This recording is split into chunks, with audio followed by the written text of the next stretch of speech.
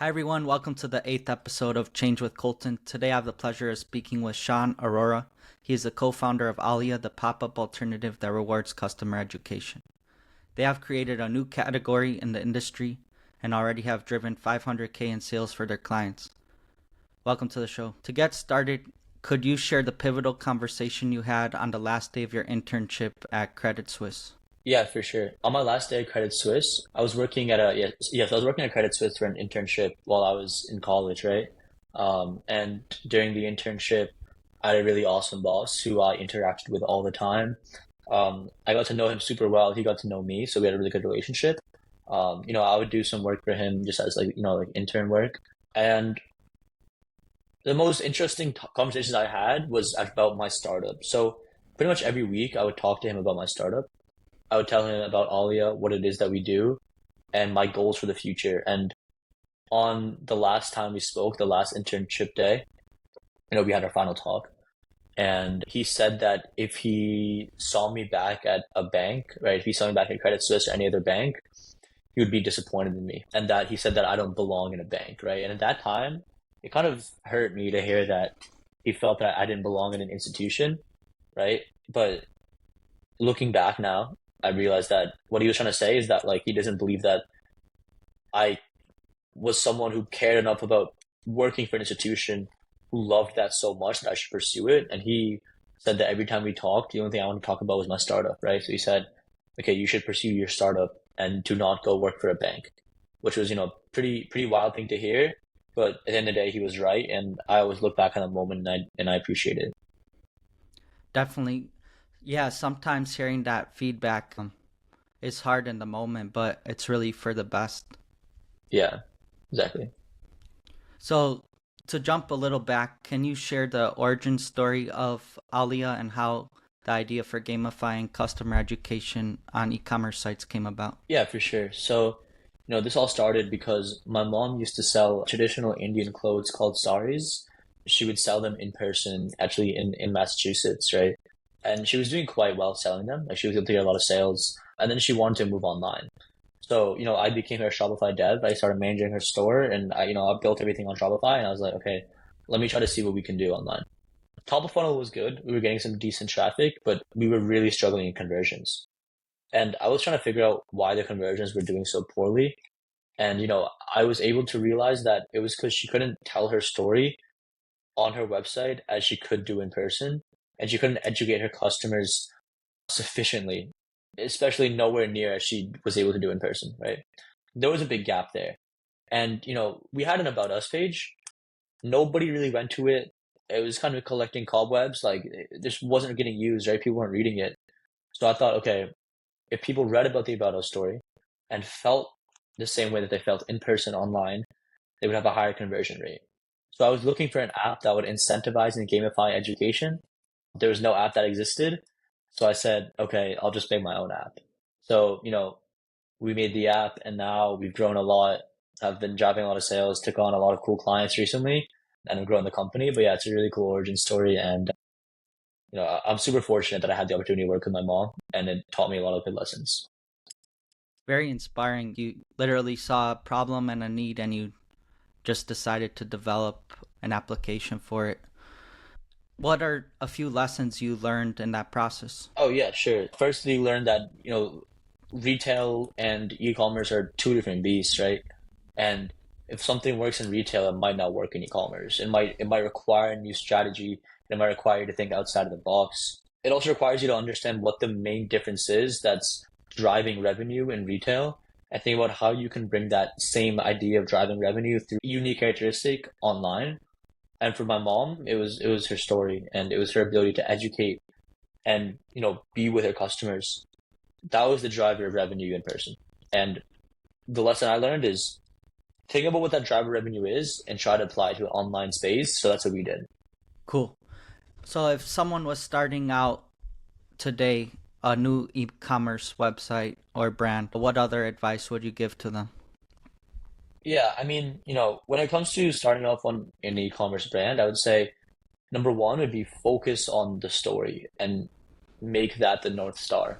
Make that the guiding light when you consider how you want to make all decisions for the company should be because of the mission and the purpose, the brand values that you have, right? So all decisions you make, whether that be like increasing ad spend, whether that be thinking about LTV, all that stuff should be considered in the same realm that, okay, my brand is such, my values are such, and because of that, I'm going to make these decisions to put out certain ads, to do certain techniques on site, to do certain techniques in retention, all focused on my brand values. Because people don't want to, I can buy a shirt from anywhere in the world, right? But I want to buy a shirt from a certain site because I care about their mission or I care about the story, I care about something. So you really need to make that stick out, in my opinion, to form a great company, and especially in e-commerce. Definitely. Thanks for that. When you're building Alia, there's highs and lows in entrepreneurship, and mental health is a big part of that. Can you share a story where you had to overcome failure and self-doubt? Let's say in the beginning, right? When we were reaching out to companies, it was difficult to get on the phone with anybody, right? We tried a lot of outbound strategies. We had nothing at that time, and people didn't want to take our calls with a company that doesn't have even really a website yet. And even before that, validation of ideas, right? Like we were pretty strong on validating what we were trying to do before building it out, right? So we would go on Etsy, leave comments on Etsy posts, and say, "Hey, can we hop on a call?" We would hop on a call and just ask them questions, and they would like not really want to be there because they're trying to sell. They're trying to make money. They're trying to sell their products. So overcoming failure was in the beginning when nobody really wanted to talk to us and nobody really wanted to get on the phone with us, right? And that's true for any young entrepreneur.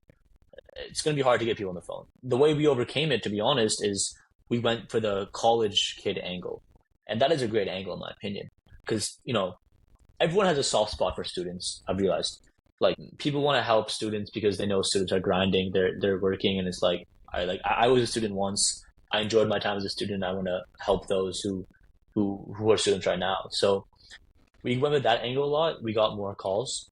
But yeah, I'd say overcoming failure was just like initially, like when nobody really cares about you and nobody really wants to chat to you, how do you keep going? And the only way to keep going, in my opinion, is to have two things. Number one, a great mentality, where it's like, no matter what happens, no matter how many people say no, I'm going to keep going because I believe in myself. Notice I didn't say I believe in the product or I believe in the company.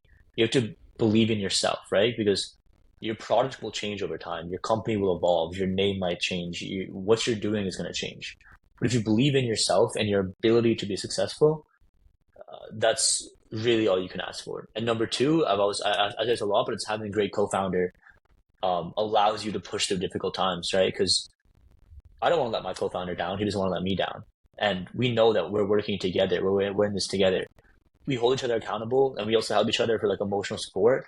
So, having a strong personal vendetta and mentality is extremely important. Number two, having a very, very strong relationship with the co-founder will allow a company to succeed even through the worst of times. If somebody is looking for a co-founder or doesn't have that community, what can they do to develop that for themselves?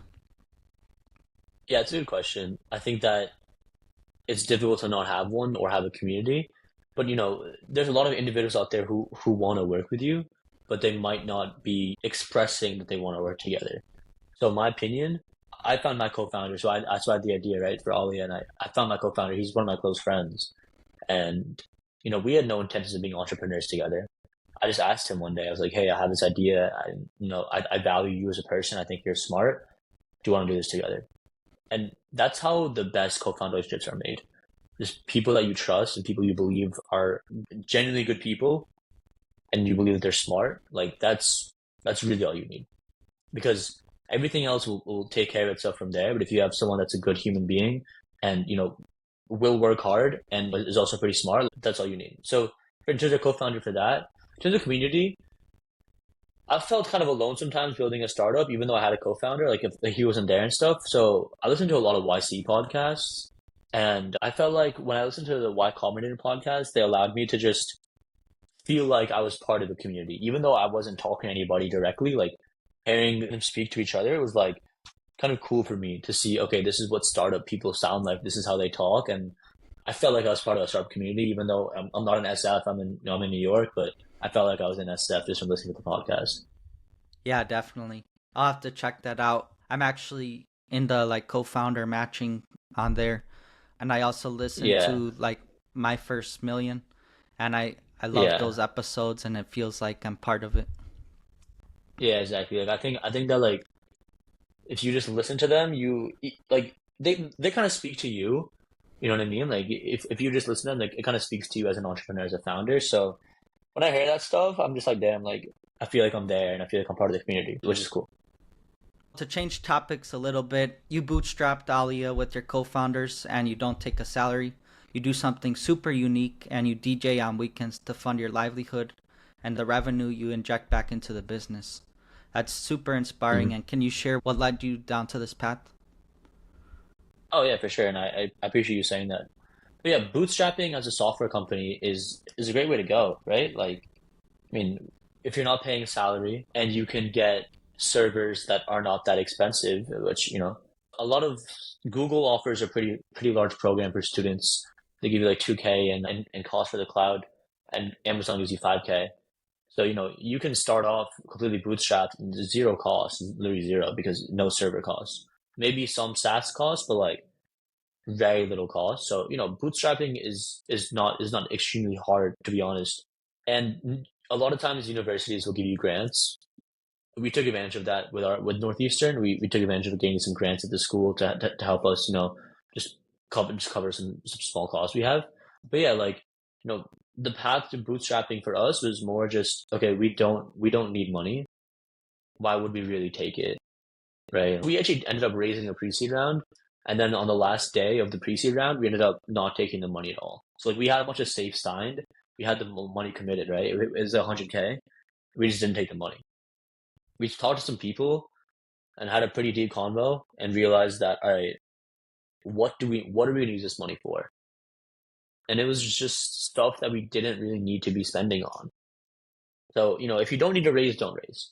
That's the common advice. And I think I was interested in like the clout of being like, oh, I raised 100K and stuff like that, and it's like that's pretty stupid, right? Because it's like that leads you down a bad path. So we took a step back, realized, all right, not every company needs to raise money, and we are still open to raising in the future. But you know, bootstrapping for us is cool because it means we maintain all ownership within the founders, and it allows us to kind of feel free and just be able to run a company, focus on product, and run a company without the pressures of being venture backed. Both paths are great, but for us, I think bootstrapping makes the most sense now. Cool. Yeah, I mean, getting to that point where you actually raised and then stepping back and reflecting takes some real courage within your team to realize what your actual goals are. Yeah, for sure. We were just excited by the idea of having money in the bank account and didn't realize what other implications come with it. For some companies, it's worth it. For us, we're okay without taking salary for now, and then hopefully we'll take salary from revenue come this summer. But for now, we're okay. How are Mhm. you scaling the company? You are already up to 500K driven sales. I love the model you have on your website. Can you explain more about that? We plan to scale, like, grow the company essentially in a few channels. One is going to be LinkedIn content. I'm pretty bullish on posting content. We've seen some pretty cool results with it. The second is going to be events, going to events, sponsoring events. The third is going to be outbound. We still do outbound when we've seen it perform pretty well. So those three, like organic content, events, and outbound, are how we're going to continue to scale the company. Obviously, word of mouth has been a huge driver for us, and we think that'll continue to be a huge driver too. And that's sometimes an untapped channel, but in terms of like where we're going to be kind of spending our time and money, will be in those three. And word of mouth, if the product is good enough and ours is good, so word of mouth should just happen on its own. Sorry, and the second question is business model. Yeah, we just charge if we're driving more sales. I think it's fair, in my opinion. If we're not doing anything for you, you don't owe us any money. So it's essentially we're taking a bet that will to perform well. And if we do perform well, then you pay us. If we don't perform well, you're not going to pay us. So like it's a bet that we take on ourselves because we know our numbers and we know that at the end of the day we're going to get paid because our app does perform well. Definitely, and you've seen a lot of success so far. I love like the education you're providing on each of these e-commerce sites. Thank you. Yeah, thank you. I definitely appreciate that. So, off that LinkedIn content, you had a quote there that stood out to me. It says, even Mhm. if we pivot to selling hot dogs on the side of the road, we'll be together and Alia Yeah, will be successful.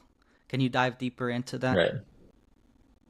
Yeah, for sure. So, this is something we've been saying since we started the company. Essentially, it means that, you know, we are going to sit together as a team and we are going to be successful, and no matter what that actually means, right? So we started Alia, right? We've not pivoted, but we've changed the company, we've changed our ICP, we've changed product offerings, positioning, we've changed that a bunch of times already, right? And it's like, you know, you might need to change and keep changing and pivoting until you find product market fit, until you find that gold, right? And for us, who we might be there, and we might need to pivot 100 more times before we find it, right? We're doing pretty well where we are right now, but it just means that whatever it takes, right? Like how many iterations it's going to take, right? No matter what happens, we will find a way to be successful and find product market fit, regardless of what that actually looks like. We're going to do that, and that's the mantra that we have, right? We're willing to change. We're open to new ideas. We're open to seeing, what is the best use case for Alia. And let's say that becomes selling hot dogs on the side of a road. If our path leads us there, then we'll do that, and we'll be successful doing that, and we'll be the best at it. And that's really the mentality you need to have as a startup founder. Like, because you don't know all the answers. Your customers know the answers. If you're willing to ask your customers questions, take feedback, and iterate based off of feedback, then you'll be successful. But if you won't, then it's going to be a hard path. Yeah, I mean, that's really why any startup should be founded. Like, you have to solve a need for the customer. Yeah, exactly, exactly. If you solve a need, you can find product market fit. That's all you can really hope for. And in whatever capacity that means that we're going to find that in is going to be where we're going to be going. Definitely. So, like, from podcasts and other people in the community, are there any key mentors you have or sources of inspiration that help play a crucial role in shaping your mindset? Yeah, I would say on like in the e-commerce world, I would say there's a few people. One is Ron Shah, Ankit Patel, and also Ash. They're all the founders of Obvi. I would say seeing them and the content they post inspires me to post more content. And then the second also be Nick Sharma and Sharma Brands. Like he also posts some really good content. I think just seeing content out there just makes me inspired to post more, and because I mean they've been pretty successful all posting content, and they post some pretty cool stories. I like to read them and I like to feel inspired by reading them, and I feel like I have similar paths to some of them, so I feel like it's interesting for me to learn. But yeah, that's on LinkedIn, and then I guess outside of that, I'd say I'm also inspired by my dad, who's an entrepreneur. Like he's been an entrepreneur since he was really young, and growing up, I saw him as an entrepreneur. I saw lifestyle, and I always want to do that because I want to be like him. So I would say I'm always inspired by him, and he's like a guiding light in my life. That's cool. You had somebody to look up to in your family. What he do Yeah, for sure. exactly? Yeah, I'm definitely very lucky. My dad does like he runs a dental practice with my mom actually. So they've been doing that, and then he has some stuff in real estate. Well, I want to dive deeper into real estate in the future. Yeah, same. I think it's a good place to be in. So let's move on to the last part of the show. So I call it Idea Factory. So my audience is primarily founders, and I Yeah. want to provide them with business ideas that they could create. Can you offer actionable business ideas Cool. that aspiring founders could explore and potentially develop? Yeah, I have one. So I went to Northeastern, right? And Northeastern has a really good co-op program. And I think that's a big reason why they've been really successful over these past few years, increasing admissions, increasing, yeah, like I'd say admissions is probably the main KPI here. I think co-op program is a huge part of it, and I love the co-op program. So what a startup idea I have is a systematic way to do co-ops at different schools, right? Like let's say a school is looking to increase admissions, right? I would sell them this entire suite, this tool for their students to apply to co-ops, and then I would form relationships between that school and the co-op programs, like all the businesses, for them to take on students. So I would like to do a systematic way to have co-ops be a real thing at more schools than just Northeastern. Also, Drexel has a co-op program. So really only two schools in the country have a good co-op program. I think more can do it. For some reason, it hasn't really been done. I think there's a lot more to think about, but that's something that I would be interested as someone looking for an idea. Definitely, And that's if you cool. like the idea, hit me up and we can discuss it too. For sure. Hopefully, someone in the audience wants to pursue that. Yeah, yeah, yeah. Thank you for joining. Before we end the episode, are there any last minute thoughts? Yeah, I have some. So I would say, when it comes to entrepreneurship, I would say my advice to anyone is just get started and you'll see what it can really do for you. I became a founder right out of college. So my last month of college, we launched the company. Instead of taking a job, I went full-time entrepreneurship, and it's been the best decision of my life because I'm able to actually control my destiny, and I get to wake up every day and know that every hour I put into the company is going to directly be benefiting the company and myself as a founder. And it's really hard to say that at anywhere else in the world. If you're not your own startup, an hour there is an hour towards someone else's dream, right? Mm, Someone dreamed of having an amazing company, and it's good that you're at that company, but it was someone else's dream, right? This was the dream that I had to form this company, and every hour that I put into it goes towards that dream. So I would say when you think about the amount of time you're spending on a day, think about whose dream you're working towards. Is it your own or is it someone else's? And I'm lucky to say that it's my own, and I encourage everyone else to put the hours in their day towards going towards the dreams that they've had and the dreams that they want to accomplish. very inspiring. Yeah. I mean, you only have one life. You have to work towards what you want instead of what other people want. Yeah, exactly. So, where can people find you at, and how could the audience be useful to you? Yeah, just I'm not LinkedIn. I post like I'm essentially posting. I'm building in public, and I post a lot of cool content. That's where you can like get in touch with me, and it's pretty cool posting on LinkedIn. I feel like a lot of people have told me that they feel like they actually know me now because I'm posting on LinkedIn, which is a pretty cool feeling. But I'm gonna keep doing that. I post once a day, every day, and I'm gonna be consistent and keep doing that. So yeah, find me on LinkedIn. How can they be useful to me? I mean, I hope I can be useful to you. And if you have any questions, just hit me up. Sounds good. Thanks again for joining Change with Colton, episode 8. Remember to be grateful and stay blessed.